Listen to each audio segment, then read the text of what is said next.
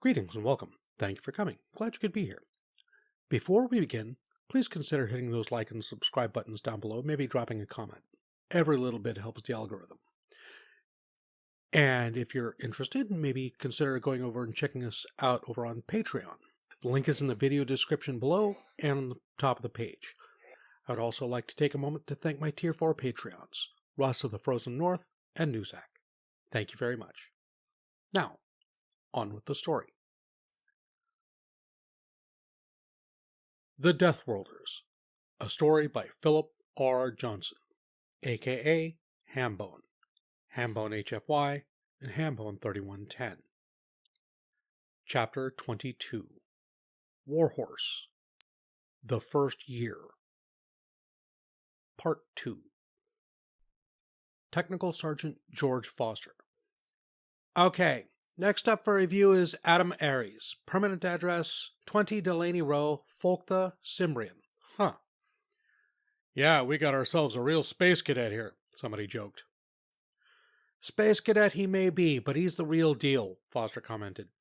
I put him on the bar, stopped counting at 50. He said he was training in supergravity for a month before coming down here. Looks like the British Special Forces garrison there took him under their wing. Their CO gave him a reference. What's it say? Pretty typical British, really. The sergeant with that file examined the letter.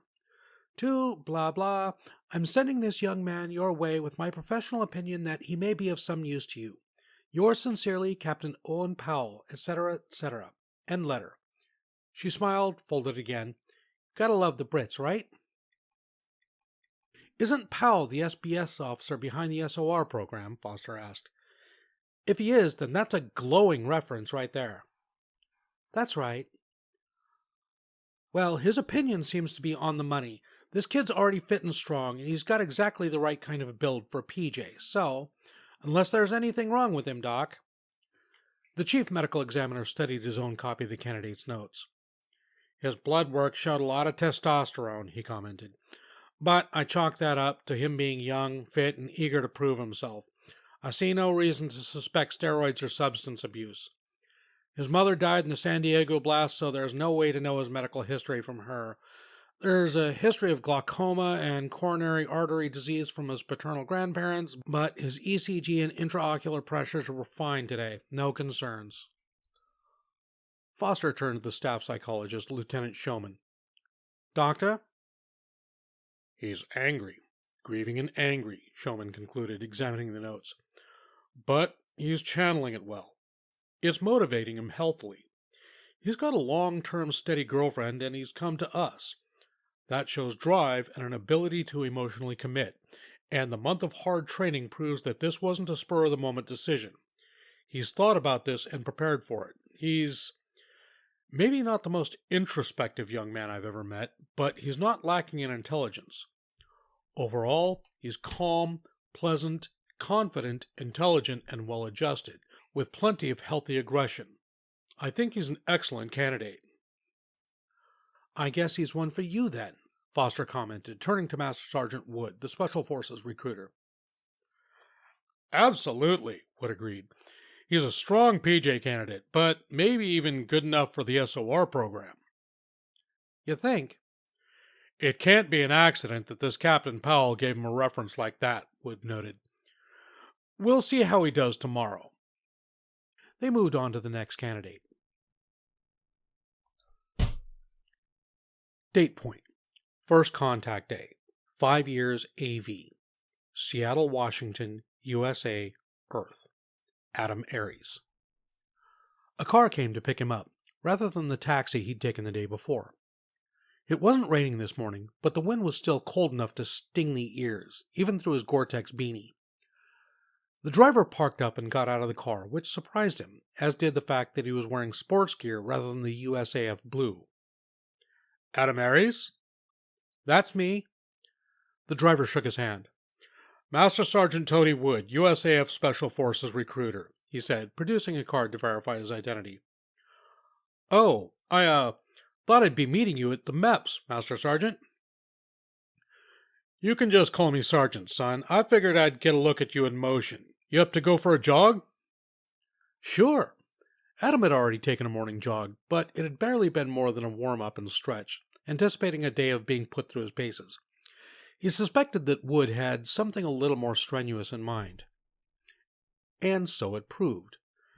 That month of training with Legsy had paid off. Jogging on Earth with no load was different to jogging on Cimbrean with a heavy bag to compensate for gravity difference. In many ways, it was easier. But Wood was a tall man with a long, easy stride that ate up the ground, forcing Adam to take 3 steps for every 2 of the sergeants just in order to keep pace. Weirdly, the question he'd been preparing for didn't materialize. They just did a double loop around some of the interesting parts of downtown before returning to the car, and Adam's ego wilted a little when he noticed that Wood, although he was steaming up the air with regular working breaths, had obviously found the run much easier than he had. Clearly, he still had a lot of fitness to gain to really make the grade. "Not bad. You ain't fast, but next to some of the other kids I've seen," Wood congratulated him. "Thank you, Sergeant." Wood thumb-pointed to the hotel. "If you want to change, I'll wait in the car." "Can I shower too?" "Sure. Make it quick. We've got a lot to cram in today." Adam nodded and ran back to his room for a quick rinse, dry, and change job. Sure enough, when he got back to the car, Wood was pocketing an old-fashioned digital stopwatch. He made a mental note. Everything is a test.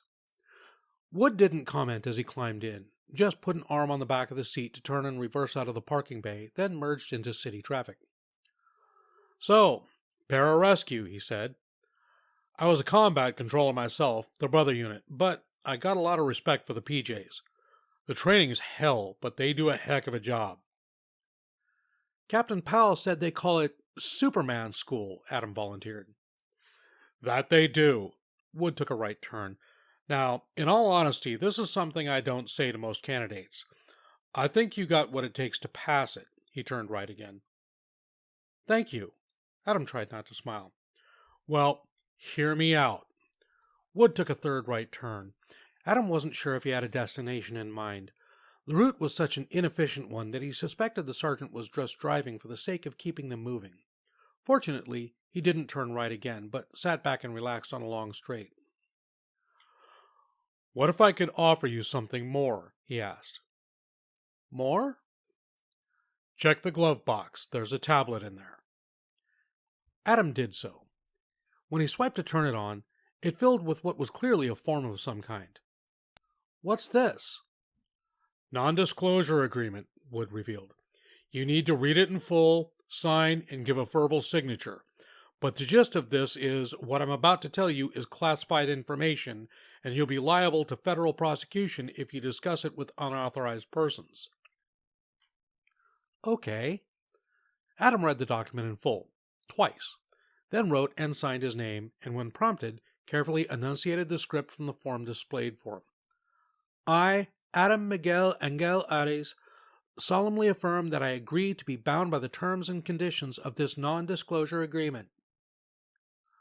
Wood nodded. "There's a program in the works, something that your Captain Powell had a hand in masterminding," he said. "There is?" "Yep. There was a space battle over Cimbrean about 4 months ago. You know about it?" Adam nodded. "Yeah." "Well, Captain Powell and the commanding officers of the 2 ships involved, HMS Myrmidon and HMS Caledonia, they made a recommendation to the British Ministry of Defense that specialist skills and training were going to be required to form the basis of infantry operations in space. The MOD decided to share the idea with the DOD, and from there it got bumped all around the coalition and is becoming a joint allied venture." He took a left turn. "It's being called the Spaceborne Operations Regiment, or SOR. Currently, it doesn't even really exist.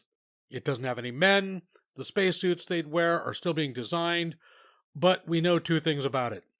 The first being that its primary mandate will be frontline combat operations against alien organization, which, you're right, nuked San Diego and murdered your friend."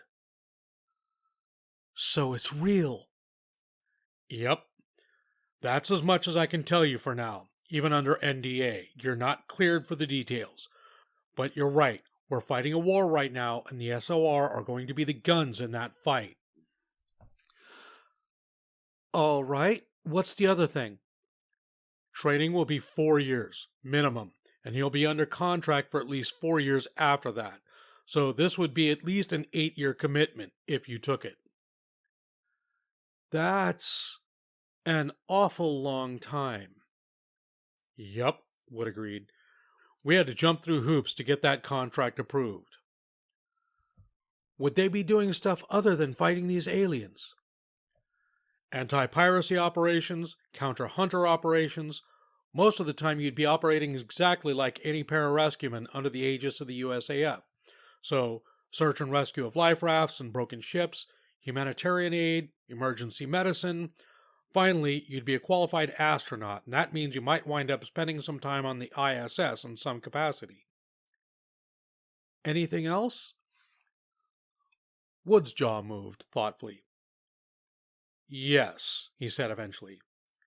We think we're going to have to put the candidates on an extremely intensive physical track. You are? An armored spacesuit is going to be dang heavy, Wood explained. Every trick to make it less so is being considered, but the fact is that spaceborne operators are going to have to be strong, and you especially if you're falling into the role of spaceborne pararescue.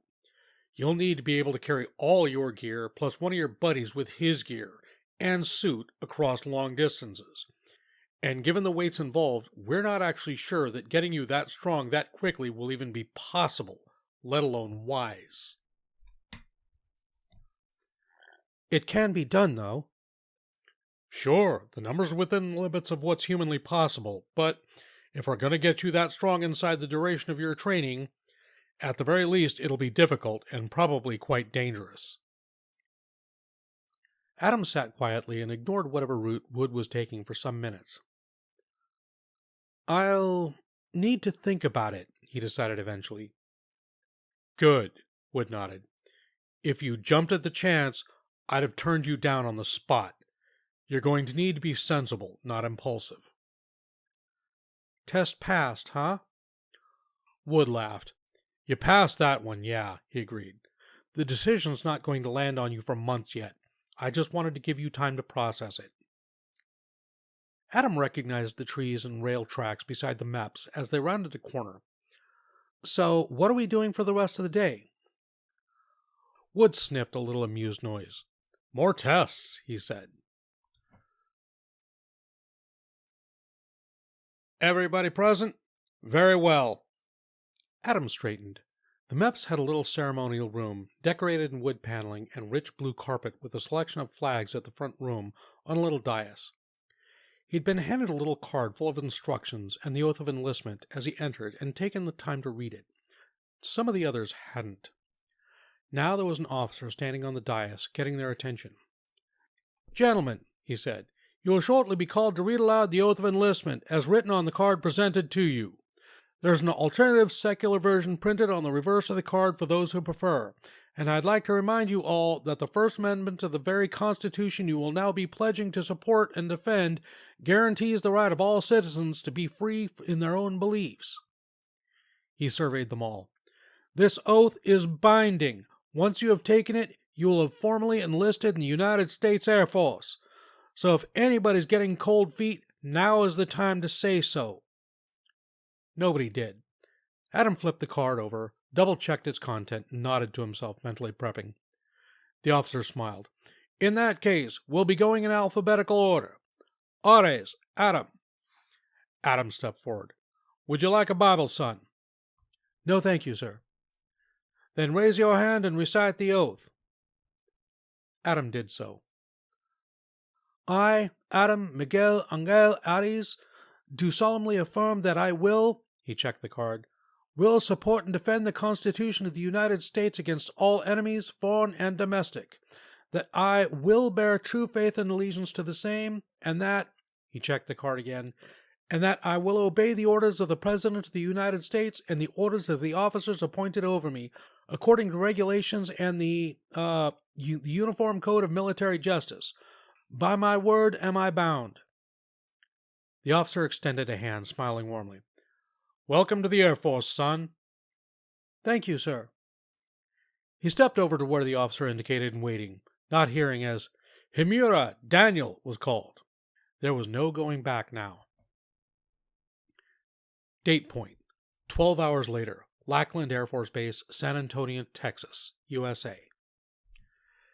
It wasn't exactly nighttime when the bus arrived at Lackland Air Force Base, but the sun was definitely down, leaving only a kind of glowing blue blackness where the stars soon would be. It was a warm night, far warmer than the early January climate he'd been exposed to in British Columbia and Washington. It felt more like Cimbrean, in fact, if not for the gravity. San Antonio in January had a lot in common with Folkta in summer. "How the hell big is this base?" somebody muttered after the 5th minute of the bus rounding corners and driving past darkened buildings. Adam guessed they were already being hazed, the bus winding around to disorientate them and make the place seem bigger than it really was. He didn't try to say as much, just grabbed his bag, ready to leap into action the second the shouting started. And start it did. They pulled up alongside a low building, the doors opened, and 3 men leapt to the stairs and began bawling threats and instructions at the trainees. Some of the smack talk was so absurd and witty that Adam almost wanted to laugh. He resisted the crazy impulse, knowing that it would only get him into trouble if he did. He was the 3rd or 4th off the bus, lining up alongside the others. He'd learned their names on the way down, but right now it didn't seem so important to remember them as to try and form a roughly straight line and set his bag down in front of him, upright against his legs. "Trainee, you pick that bag up and hold it until I say otherwise." Feeling silly and self-conscious, Adam snapped out a "Yes, sir!" and grabbed it, hoisting it easily onto his shoulders. Silly or not, whether or not it passed muster as a response, one of the other trainees snickered at him for it and promptly got rounded on. Adam just stood there, staring directly forward and holding his bag, trying not to attract any attention. A face was suddenly inches from his own. "You play any musical instruments, trainee?" it demanded. "No, sir!" The face disappeared. There was a lot of shouting. Much of it, not insulting, but certainly calculated to shake any illusions he may have had about being confident or ready for this. He tried to stay focused in case any of it was directed at him. The fact that nobody else rolled up and roared at him suggested that he'd succeeded there, and it wasn't long before they were bawled into filing into the building, assigned their seats at deafening volume, told to stand up, told to sit down. Adam could focus on nothing other than making sure he heard and obeyed any order that was directed at him, responding to them as well as he could. It wasn't long before he found himself at a mess table with a tray in front of him. There wasn't much on it. A sandwich, a bag of potato chips, and a small carton of orange juice. The sandwich turned out to be frozen solid. The chips were plain and unsalted, and the juice was watery and unpalatable. He forced it down as best he could anyways, polishing off the juice and chips before he was halfway through the sandwich sickle. There followed a gauntlet of paperwork and questions, being handed things, having things taken from him, being shouted at for reasons he couldn't quite fathom, responding with reflexive apologies or acknowledgments. He managed to retain which training flight he was in, at least. Not that he had a choice. He was forced to repeat the information so many times he doubted he'd ever forget it. It almost came as a surprise when he sat down on the bus to the dormitory and found that nobody was shouting for a few quiet minutes. "What the shit have we got ourselves into?" the trainee next to him muttered rhetorically, sotto voce. Adam didn't answer. He just gripped his bag and waited for the next order. Out of the bus, lined up, given a few rules, into the dorms, picking a bed. He spent 5 minutes with his finger pressed to his locker, repeating the number on it until the knowledge was carved into his brain, never to be forgotten. It was the only moment that stood out in a blur of orders, instructions, beratements. He spun through a cold shower in seconds, liquid soap in hand, get wet, step out, let somebody else use it, lather up, step back under the rinse off, all the time being screamed at to move faster, faster, faster. When the blur ended, he was lying in bed, wearing uncomfortably new clothes, and listening to the others around him try to get comfortable. He was pretty sure at least a couple were fighting back tears. Plenty, he knew, were repeating the same question to themselves that he'd heard on the bus. What have we got ourselves into? Adam didn't wonder. 12 hours of travel and emotional jolt of leaving Ava behind had taken so much out of him that he was the first to fall asleep. Date point, 5 years AV. Folkta Colony, Cimbrean. The Far Reaches. Eva Rios. Banging on the door summoned Ava out of bed, and she threw on a bathrobe to answer it. Cimbrean didn't exactly have a postal service so much as it had Logan Brown, one of the school kids who took it on himself to hand-deliver any parcels and letters that came through the jump array at any given morning. "Morning, Ava," he chirped, handing an envelope covered in USPS stamps and with the slightly worn feeling of having traveled a long way in slightly careless hands. As soon as it was gone, she practically shredded it in getting the envelope open and sat down and read. It wasn't a long letter, but even so, it had a rushed, shaky feel to it. Adam's handwriting, unsurprisingly for somebody who'd grown up never really needing it, had never been neat. But now his scrawl was only just legible, and that was some concentration in puzzle solving. "Hey, Ava. Not gonna lie, this sucks. I mean, I knew it was going to, but damn, it's like a movie in here. I thought those movies were bullshit, but we just get yelled at and bullied and told we're stupid, and it doesn't make any sense. Everything's so weird, too.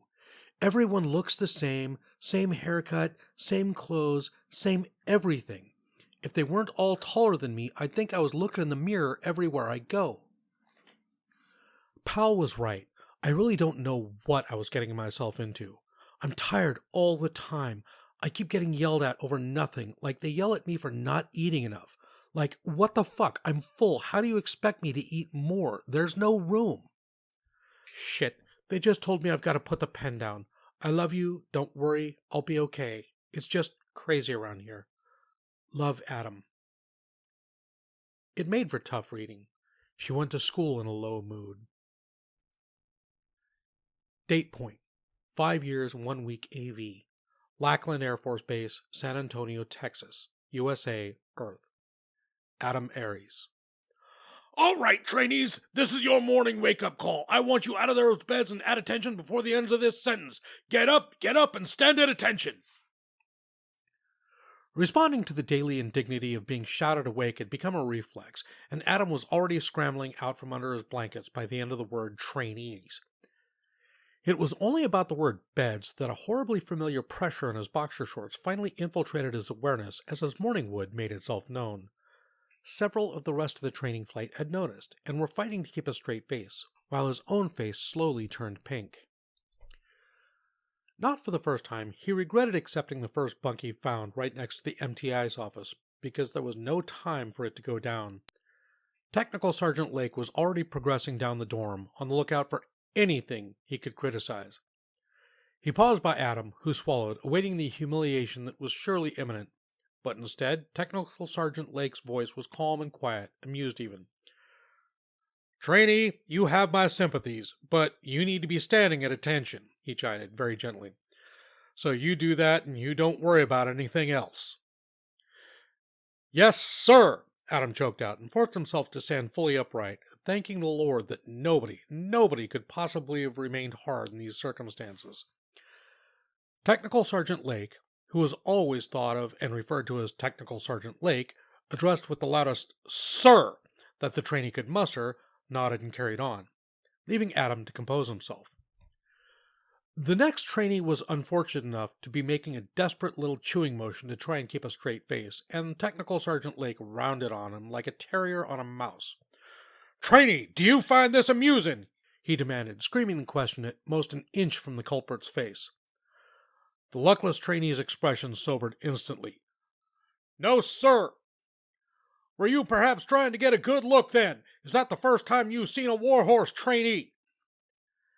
Adam's eyes shut themselves of their own accord just for a second, and he knew his face must have gone as red as Tabasco.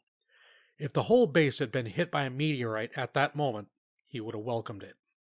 "No," the trainee began. "I did not order you to speak, and if I had, I would expect you to sound off like a man," Technical Sergeant Lake roared. "Front-leaning rest position!" The trainee instantly hit the floor and held himself there, ready. Technical Sergeant Lake directed a glare around the room that could have boiled steel. "If anybody else cares to comment on your fellow trainee's gift, get it out of your system," he ordered. Nobody so much as twitched. "Outstanding! Trainee," he addressed the young man on the floor. Push the earth until I say otherwise. He turned to check on Adam, whose composure had now recovered somewhat, grunted, and strolled through the dorm, taking his time over it. Make your beds, he ordered. Then to the trainee on the ground. Trainee, recover. And since you're so enamored of our Warhorse here, you can help him make his bed first. Jump 2. Adam threw himself into the chore, grateful for something to do. The relief at being able to get started with the day's training rather than dwell on his embarrassment was huge. By the time they had showered, there was food in front of him. He'd almost completely forgotten that it had happened. So, hey, Warhorse. Adam's bunkmate was John Burgess, and the two had bonded quickly over learning that they had shared some San Diego experience. Burgess had lost family to the Big One, the quake that had crippled the south side of Los Angeles in the aftermath of the detonation, when their house collapsed. He'd been one of the few who had managed to keep a straight face that morning. "Ah, fuck, you're not going to start calling me that, are you?" "Hey, man, it fits. I mean, damn, you're a fucking grower." This prompted a round of laughter, catcalling, and good-natured hollering, while Adam was yanked back to the morning's embarrassment with a cringe. "Oh, fuck, come on, really?" he protested. Burgess just grinned. "I'm just saying, man, no wonder your girl writes you so much." "Fuck you, man," Adam told him, though it was said with a smile. "No, please," Burgess threw up his hands in mock defense. "I wouldn't survive." "You're one to talk," one of the others chimed in. "We've all seen you in the shower. The fuck are you smuggling in that sack? Grapefruits?" "Man, they ain't that big." Adam snorted. "Like fuck they aren't. You used to pitch for your school team, right? We should start calling you baseball." Burgess frowned at him. "No," he asserted. "Too fucking late, brother," one of the others asserted. "You call him Warhorse, you get called baseball. All's fair in love and war." There was a general snickering at that when the newly christened baseball wilted. "Shit," he declared. Adam laughed. Being able to share the experience of an embarrassing nickname was taking some of the sting out. "Guess we'd better get used to it," he said. Date point: 5 years, 1 week, 4 days, AV. Folk the colony, Cimbrean. The far reaches. Eva Rios. As Cimbrean's population had ballooned with the influx of Byron workers, the school had expanded with it, hiring a second teacher and splitting into 3 grades, the oldest of which, for the time being, consisted solely of Ava. It was a bit lonely at the top, but the lack of distraction had allowed her to really focus on her studies. Still, she was grateful for being checked up on. Jessica Olmsted had assumed responsibilities for the middle group and mostly left Ava to educate herself, intervening only to recommend a syllabus and make sure that everything was going well. Mostly what lessons she gave to Ava these days revolved around study techniques and how to learn and self-organize, rather than conveying subject-specific information. "Is that another letter from Adam?" she asked, sitting down. Ava nodded. "Yeah, he gets to send me one a week. This is the 4th one. Logan delivered it on the way to school." "It's a shame you can't have phone calls." "Yeah, I really miss just hearing his voice." Ava looked at the letter longingly. "Could I?" Jessica asked. "I mean, if it's not too personal. But I'd like to know how he's getting on." Ava nodded, knowing that Adam's letter never contained anything embarrassingly intimate, and she slit the letter open with a fingernail, unfolding it onto the desk. "Hey, Ava," she read aloud. "I think I'm starting to do okay now. Our TI said on day 1 that if he was using the word stupid, it's because we're doing stupid stuff, and that's really started to sink in now. I'm starting to get it. Things aren't what you'd call easy, but we've kind of got into the rhythm now. There's no time to stop, everything's all go, there's no downtime. And whenever I get to feeling like I really want just a few minutes to relax, we just get pushed harder, and it turns out I didn't need a break after all. Nobody's allowed to hide in the back and let it all happen to other people. I thought I could at first, like if I just shut up and I did as I was told, I'd breeze through this and not get yelled at. But that doesn't work because they still pick up on what you're doing wrong and fix it. They don't let us coast along. It's all push all the time. And now I actually kind of enjoy being yelled at now. Is that weird? If I'm being yelled at, it means I fucked up. She stopped reading and shot a glance at the younger kids. Sorry, Jess. Jessica giggled. It's okay, go on. It means I blanked up, and I don't want to blank up. Being yelled at means the TI's got my back. He wants to help me not blank up in the future. So when he yells at me, he's helping me. They made me the guide-on bearer. It's kind of cool, but I have to carry this thing on runs and salute with it, and it's heavy as... She cleared her throat. As blank. That's my 15 minutes. Lots of love to Dad, and even more for you. Love, Adam. Jessica sat back. Wow, she said. He sounds different already. Yeah, Ava agreed quietly. Are you okay with that? Ava folded the letter again. I guess I have to be, she said. Jessica inclined her head. Ava had sounded genuinely philosophical rather than resigned or bitter. What do you mean? Ava sighed and sat back, running a hand through her hair. There are so many things I can't change. I sure as heck couldn't change Adam's mind about this. If I could, he wouldn't be Adam, so what's the point in not being okay with it? That's true, I guess, Jessica conceded. Yeah. Ava looked down at the letter. There was a sharp tap as a wet patch appeared on it, and she scrubbed furiously at her face.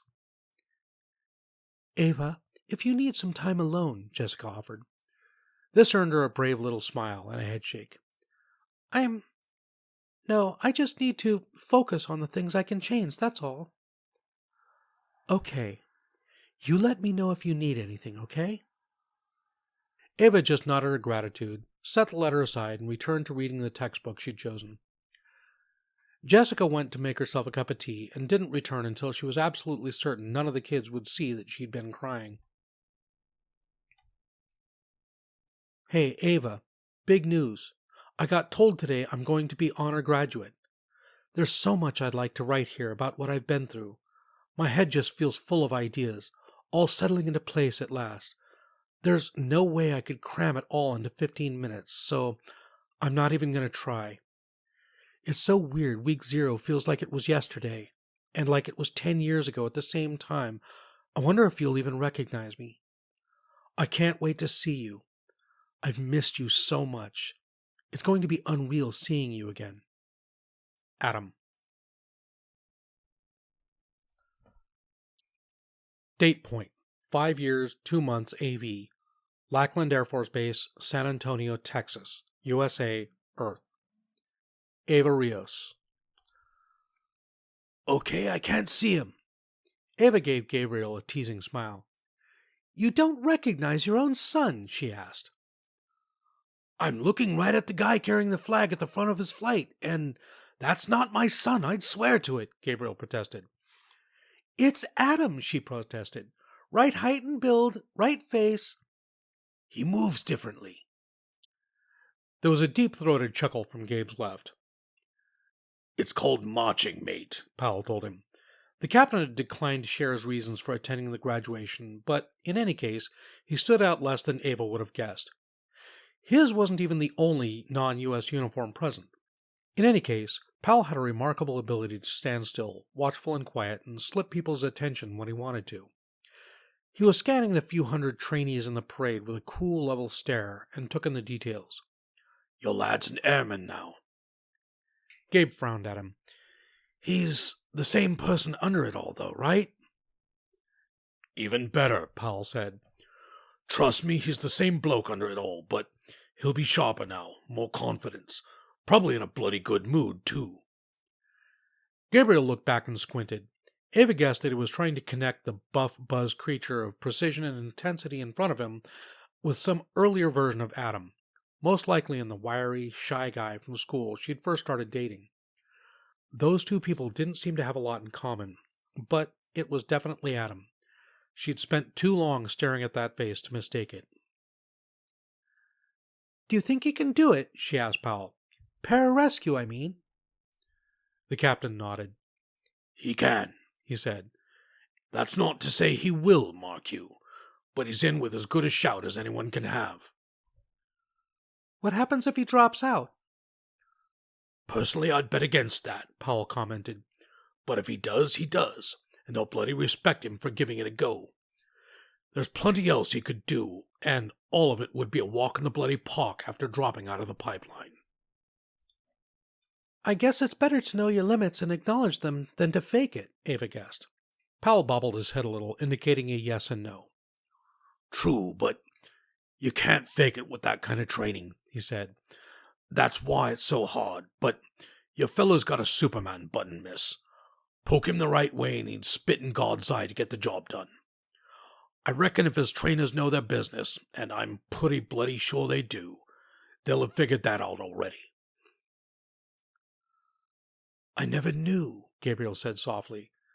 They both looked at him. His eyes were shining with a mixed bag of pride and something else that Ava couldn't quite identify. Powell clapped him on the shoulder. Only the beginning, he promised. Gabe acknowledged that with a nod and didn't comment further, so neither did Ava nor Powell, until the parade was done and the gathered airmen had been given a rousing congratulations and freed to see their families and visitors. Ava took first dibs at greeting Adam, throwing herself into an enthusiastic hug that turned out to be more like tackling a wall. He hadn't grown in size much, but Adam's muscles had clearly toned and hardened under that uniform, and he lifted her as if they were both still on Cimbrean. He murmured into her ear, "Miss me?" "You know I did," she replied and kissed him. Gabe interrupted them by hugging them both. "I hardly recognized you," he said. "It's the haircut, right?" Adam grinned. "And the body language and all that stuff," Gabe replied. "You move more like he does." He jerked a thumb over his shoulder at Powell, drawing Adam's attention to the older Marine's presence for the first time. Adam hastily extracted an arm from the hug and saluted. Powell returned it, but said nothing, indicating with a wry expression and a tilt of his head that Adam should focus on his family first. They fussed over him a few minutes longer before Gabriel finally suggested that Adam should discuss whatever business it was that Powell had brought with him. He in turn was then dragged into the discussion by dint of being Cimbrean's security chief, leaving Ava to stand alone there for a little while. Adam even listened differently now, she noticed. Feet shoulder-width apart, hands clasped behind him, attention totally on whatever it was that Powell was saying. "So you must be Ava." She was being addressed by another new airman, a young, acne-scarred African-American who offered her a hand to shake. "Warhorse said a lot about you." She shook it. "Warhorse?" "Your boy Adam there, that's his call sign." "He never mentioned that." He hates it," the airman grinned. "Did he mention me, John Burgess? I'm going into the PJ pipeline with him." "Yeah, he did," Ava nodded. "Nothing but good things." "I hope so. Motherfucker took the top bunko from me for 8 weeks. He laughed, then self-censored. Sorry, bleep. "It's no problem. So, Warhorse?" "Couple of reasons. Your boy can carry anything. He's strong as shit. Put a bag on him and he'll run all day. So we could have called him Pack Mule, but, with a name like Ares." "Makes sense," Ava agreed, grinning. "Now, the other reason is, God damn it, baseball, don't you tell her." Adam returned in time to gently clamp his hands over Ava's ears. She giggled and wriggled free. "Aw, come on, man. I've got to meet the girl brave enough to take you on." Ava frowned at him, ignoring whatever it was Adam was so desperate about. "Brave?" Burgess grinned. The pants monster. Your boy here's Morningwood damn near took my eye out from across the room." "Wow, really?" She'd seen Adam naked before, of course, but that had been swimming, and he hadn't been anything like full. She censored her own mental film reel. Baseball paused, then grimaced. "Oh, shit, you, didn't know." Ava shook her head. Adam just glared. "So you two haven't..." Now both of them glared. Burgess backed away, pointing generally over his shoulder. "I'll see you at the start of Indoc, brother." "I'ma kick your ass worse than the PT," Adam warned him, though there was a hint of amusement under the warning. "I deserve it," Burgess declared, and then left them in peace. Adam snorted and caught Ava's gaze. She was studying him with a grin of her own, pulling at her cheeks, threatening to burst out into laughter, and it started to pull even harder when her eyebrows raised themselves at him. He cleared his throat. "He's exaggerating." Her eyes flickered downwards. "Guess I'll have to see for myself sometime." She allowed the smile to finally break out in full once her back was turned. Never mind the uniform, the haircut, and the precision. His expression in response to that had been pure old-school Adam. It was good to know that he was still essentially himself. Adam Ares. Gabriel was treating them to dinner while Powell had made his apologies and jetted back north to return to Folktha. Adam and Ava sat together in the backseat of Gabe's rented SUV on the drive into San Antonio proper, holding hands and talking quietly. "Okay, so why baseball?" she asked eventually. "Couple of reasons." "One cool, one embarrassing?" "That's pretty much it, yeah," Adam nodded. "Burgess can throw. Says he was pitcher for his school team, and when we were practicing with dummy grenades, yeah." "And the embarrassing?" "Baseball. For more or less the same reason I'm Warhorse.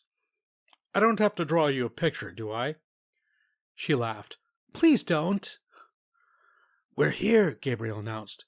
He pulled the car into the parking lot of a steakhouse called the Barn Door, which he'd looked up using the excuse, when in Rome.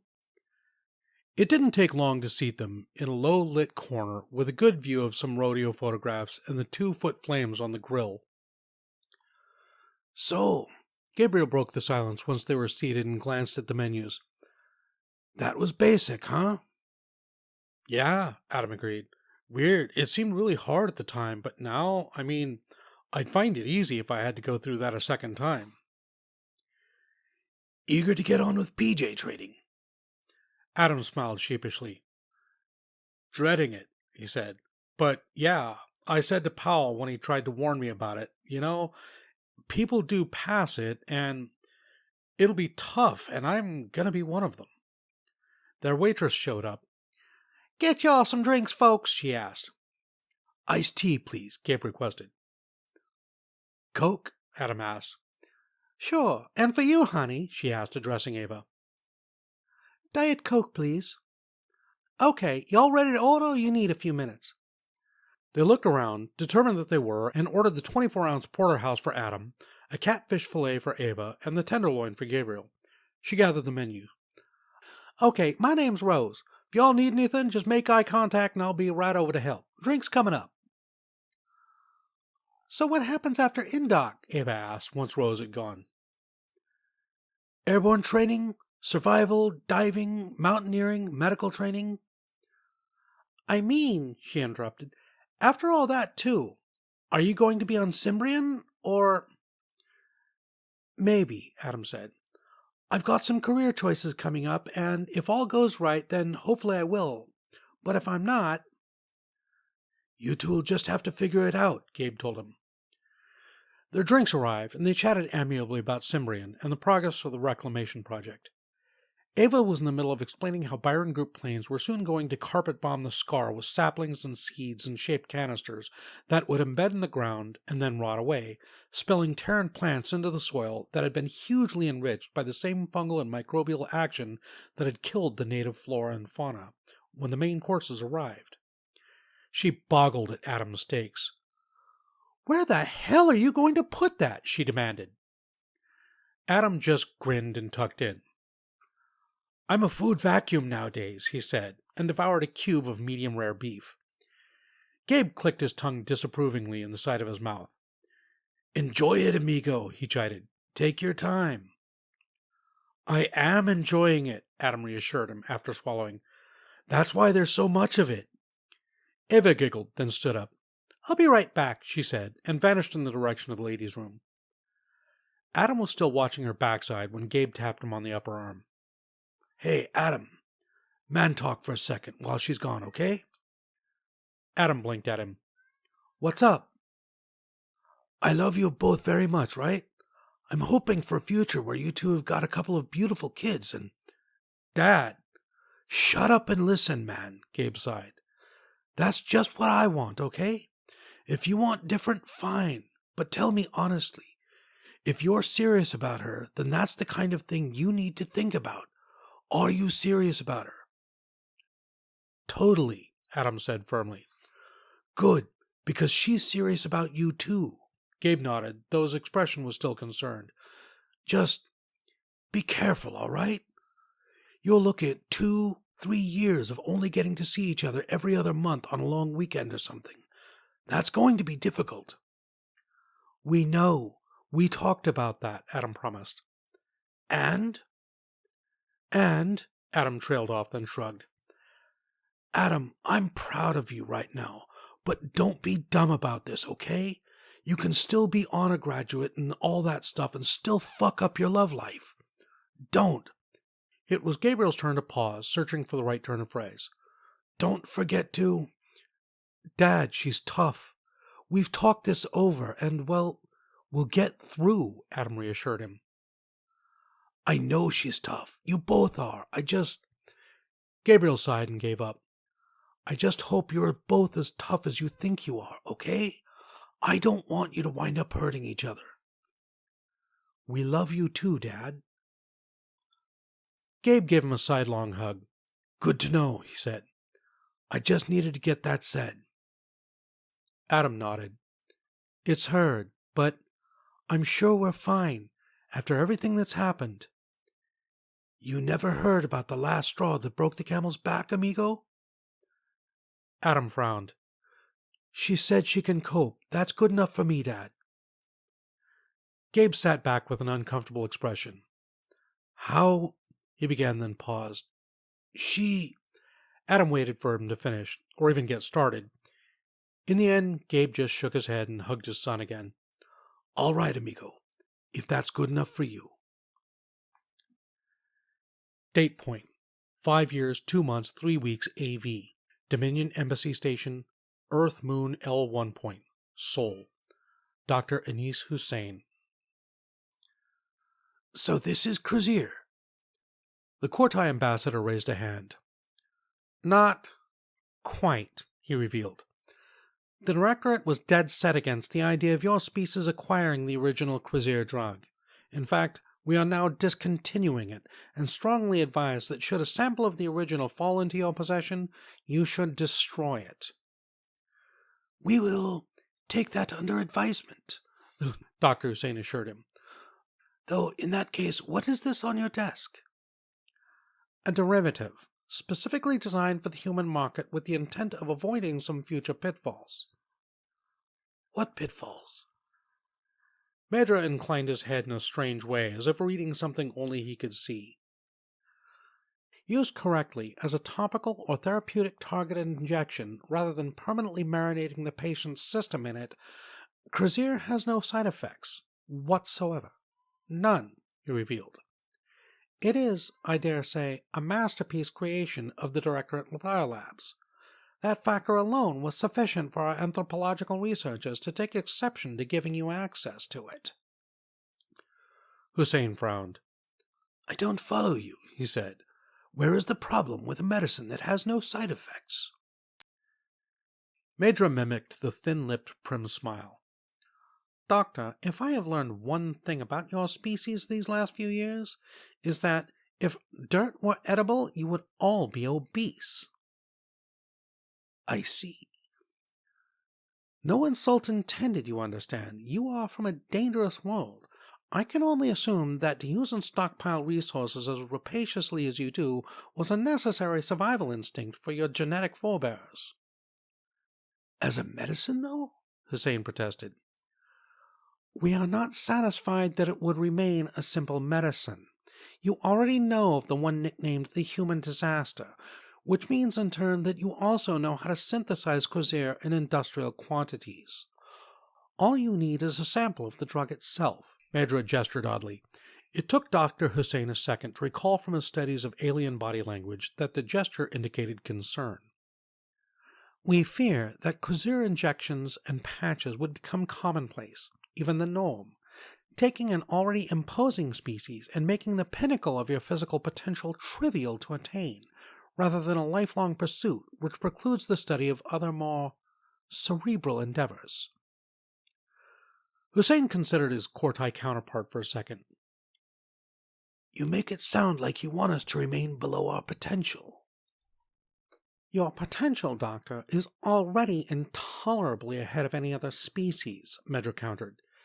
If some semblance of balance and fairness are to be retained for the rest of us, then you must either be encouraged to remain below your potential, or else encouraged into isolation.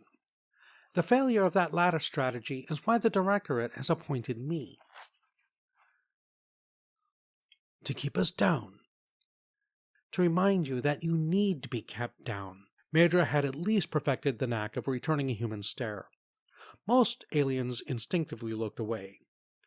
Or shall I point to the ecological grafting you are performing at great expense on Cimbrean to remind you of that fact?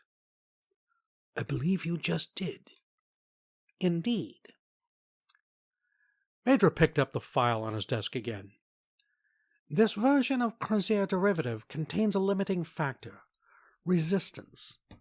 Over time, any human who regularly uses it will steadily but slowly become increasingly immune.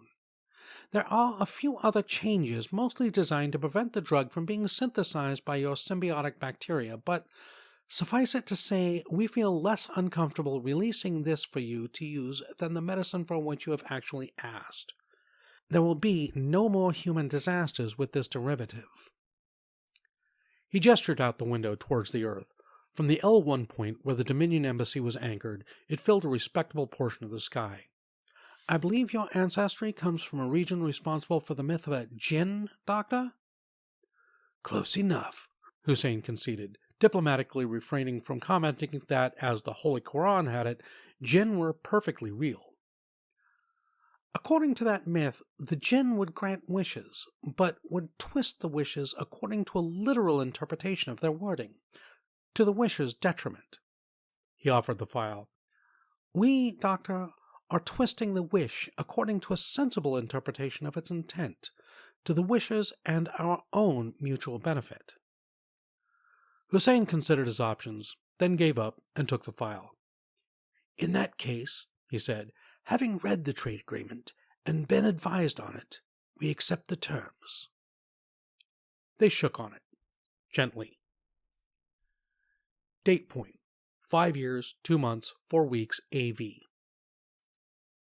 Hey, Ava, I've only got 3 words to say about Indoc so far. Holy fucking shit. This is really bringing me back down to earth.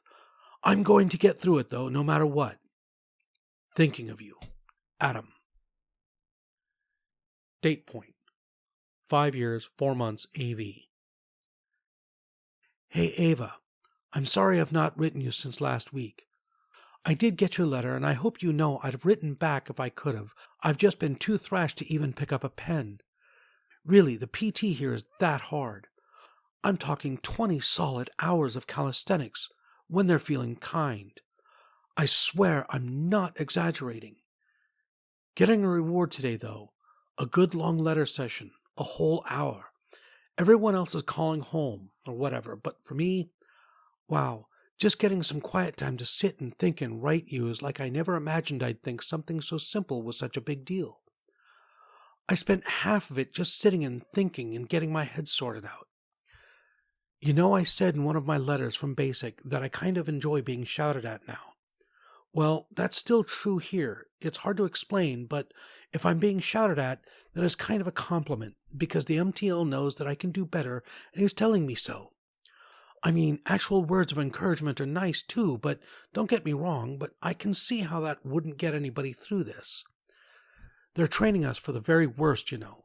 They want to be able to send us into anything and have us be strong enough that if we fail, it was never possible in the first place.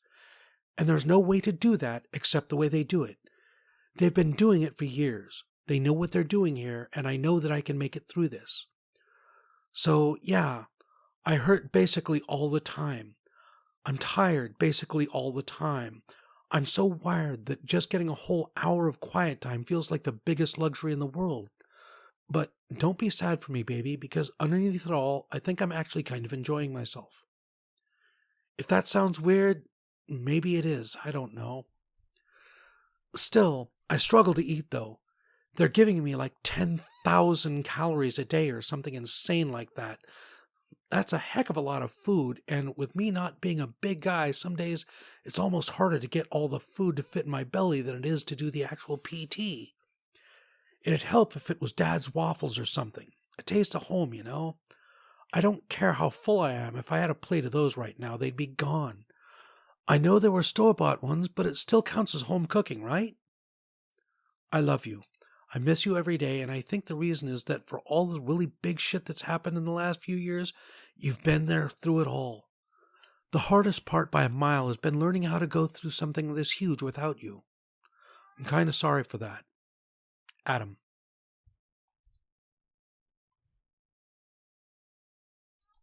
Good morning, good afternoon, and good evening. I am the Casual Deathworlder, your host, and this has been The Deathworlders, Chapter 22, Year 1, Part 2.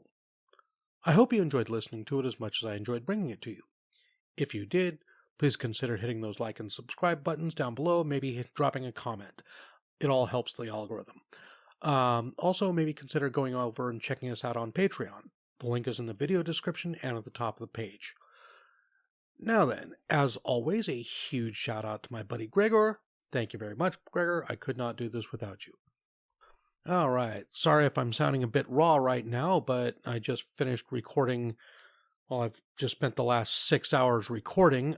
Just finished the end of Princess of Mars and then the first 2 parts of this chapter of Deathworlders. So, yeah, my throat's a trifle raw. And I think it's beginning to come through. So I will try and record part 3 later this week. But in the meantime, question, who's got the question? Okay.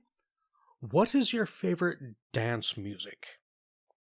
Leave your answers in the comments down below. In the meantime, until next time, be safe, be well. I love you all. Bye-bye.